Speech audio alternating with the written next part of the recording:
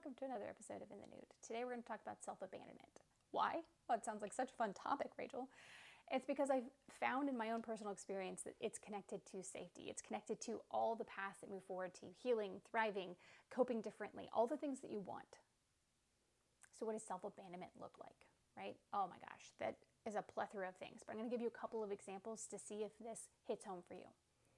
When you're feeling sad or angry, do you question to yourself, why am I sad?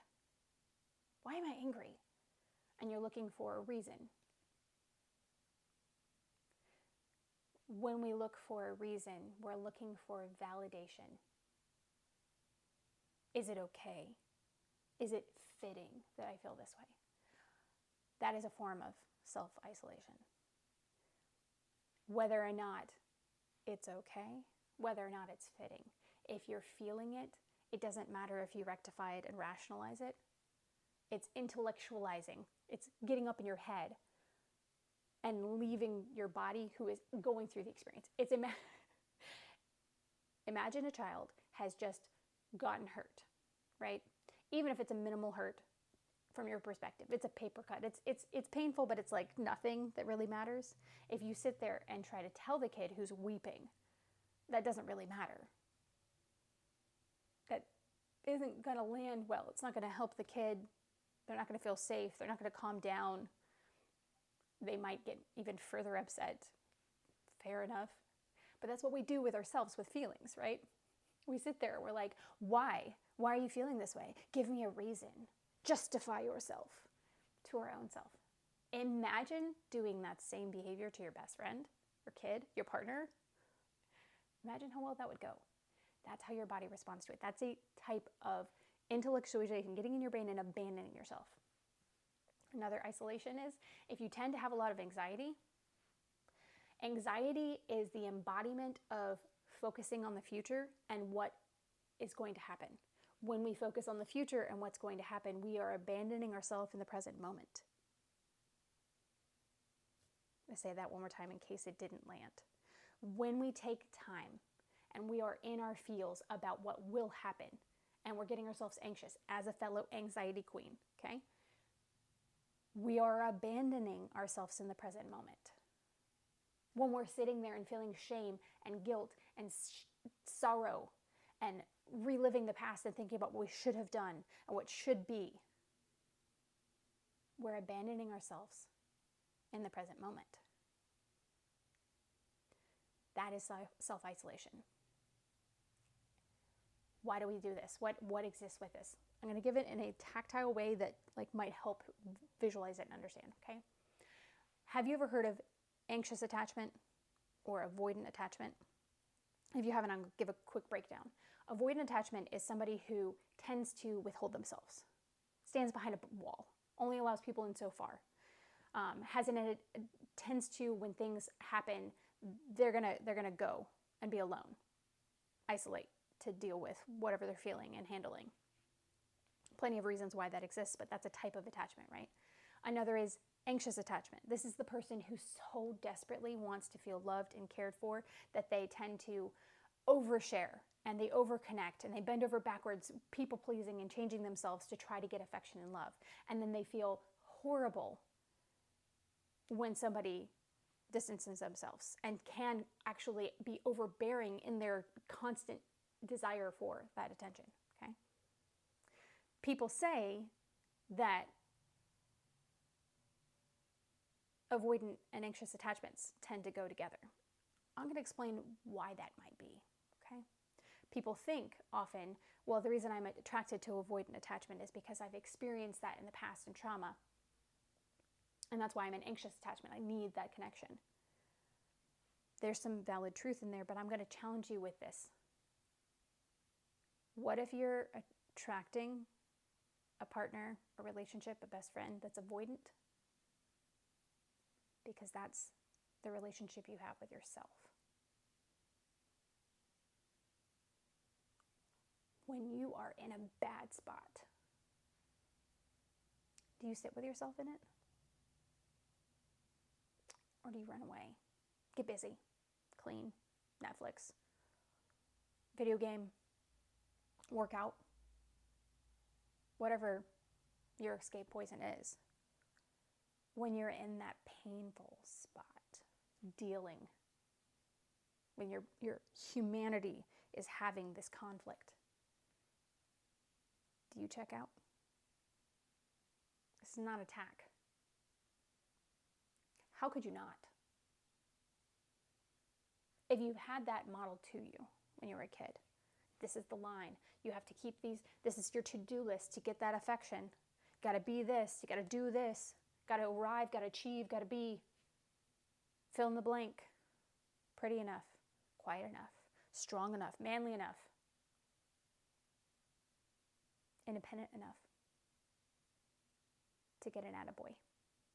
To get that affection. To be seen. As a kid, we are taught to trust. We are innately, it's just like a part of it because of survival. So you don't question your parents if they're right. You just take on the values. Even if you don't necessarily fully believe it, like if there's something in your body that feels off about it, you still embody it. It's a part of imprinting. It's a part of being able to survive.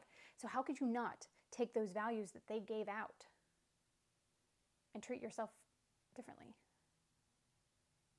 You sit there and you abandon yourself when you're having those feelings. You sit there and you look at your to-do list, and instead of seeing the 8 things you did, you see the 2 things you didn't, because you don't deserve affection if you didn't get all done.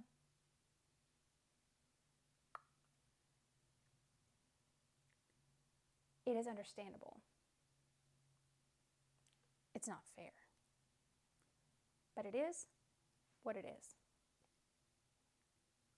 Not in the sense of dismissing the uncomfortable. It's uncomfortable, it's bad, it's wrong, it shouldn't be. But I say it is what it is in this case. To say,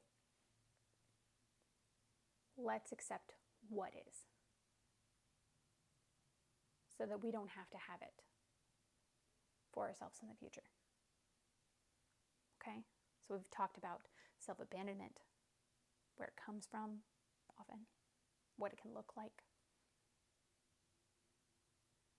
What does it look like to start doing things differently? Oh, it's going to get uncomfortable. Whenever we change our habits, whenever we change the things we've been doing, it's going to be uncomfortable. Change just is. Like, we like habits. Our body likes habits. Our brain and our body fight us on trying to change things. So it's going to, discomfort is the path to getting to a different comfortable. You don't want now? Awesome. Just accept that discomfort's our new comfort zone, right? Okay. It's going to take practice and grace of doing things like when you get uncomfortable and you want to pull out your phone and scroll, you pause, you make yourself pause, you click the phone closed, and you sit with yourself. Even if it's just for like 3 seconds. 3 seconds. It's more than you did before. It's practicing how to feel feelings, last episode, and how to process them, right?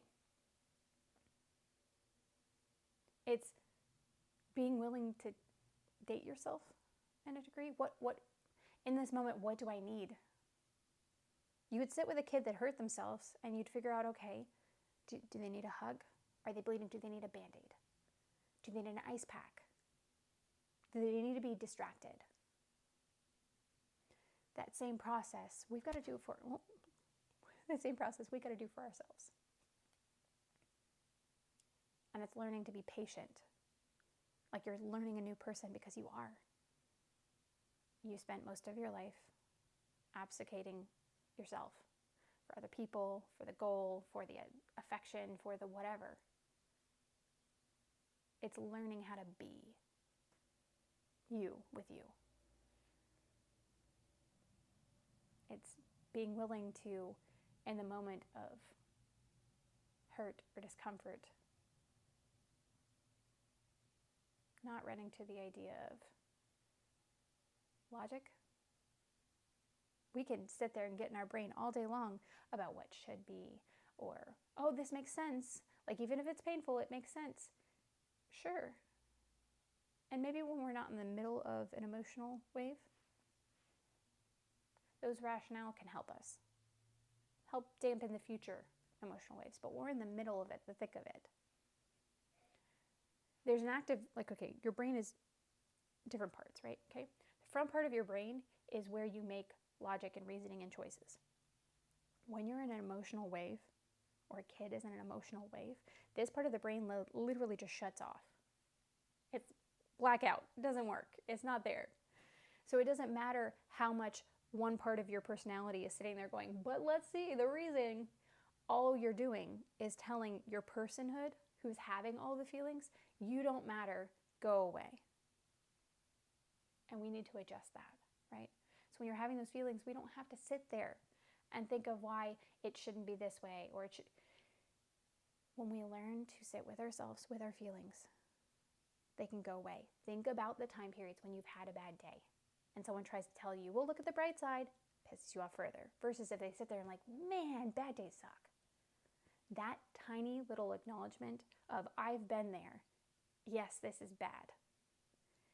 You literally can, I can feel, I'm not even having a bad day. I can feel the woosah, like the level of, it pulls down just with that tiny acknowledgement of, yeah, bad days suck. That's how simple it can be to alleviate, especially if you do it along the way instead of letting things get big.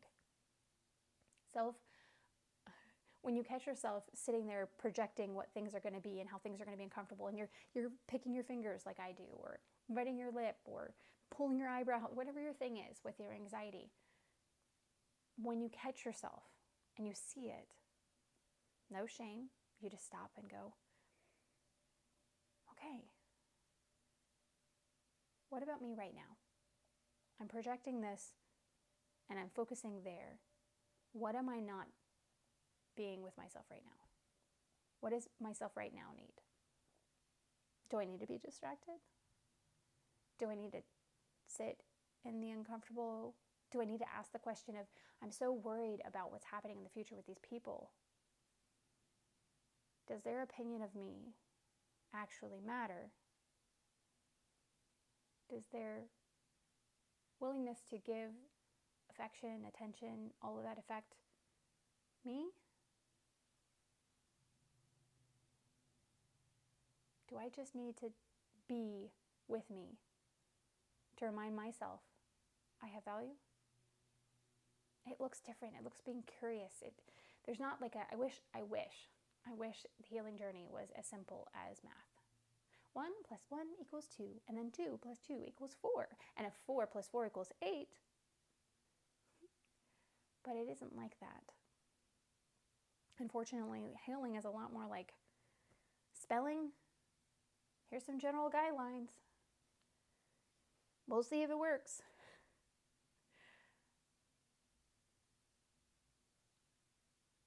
You're worth getting adventurous. And it doesn't have to be an entanglement of sad to go through that effort. When we take the time to try to come back to ourselves, to realize, oh man, I left myself in the present feeling things because I didn't want to have to deal. Those tiny adjustments and acknowledgements make a difference. It's not going to be overnight. It's not going to be all of a sudden it's always perfect. It's not going to be that you never self-abandon. We're not looking for that line of perfection that we've lived our life trying to get to. That's not where we are. We're leaving that level of comparison healed, never self-abandoning, thrive. It isn't a location that we stay at. It's an action we are learning. And with that, it means we fail and we come back, and we fail and we come back. We aren't looking for perfection. If you are giving yourself respect often, you're stopping and going, would I allow somebody else to talk to my friend this way? No? Okay. I'm not going to talk to me this way. That is an action of self-respect. When we realize, oh, I just was scrolling on my phone because I'm trying to avoid what I'm feeling right now. That wasn't great for myself. You just loved yourself by identifying and realizing what you did, even if you had already messed up. It is the tiny adjustments over time, giving ourselves grace, acknowledging the fact that the more that we can stop worrying about the future, and the less that we can shame ourselves from the past, and the more that we can learn how to be in our body, feel what it's feeling, whether it's literally, tactilely feeling where you're sitting, or feel the feelings that are there, the more we can stop and really try to see what's in front of us, the glimmers of beauty, hearing the rustling of the leaves, or how the shadow comes through the window and casts a editorial view of the morning to come. It's those moments of learning how to be more present with your person in the moment that create a life where you can be online, making cognitive choices and not just running on default. We've lived on default. We've lived on survival. We're trying to do something different. If healing was easy, we wouldn't have the world we have right now. This path you're choosing for yourself is amazing and worth it, but it's work. You are worth every moment of the energy and effort you're putting forth with this. I hope you're proud of you.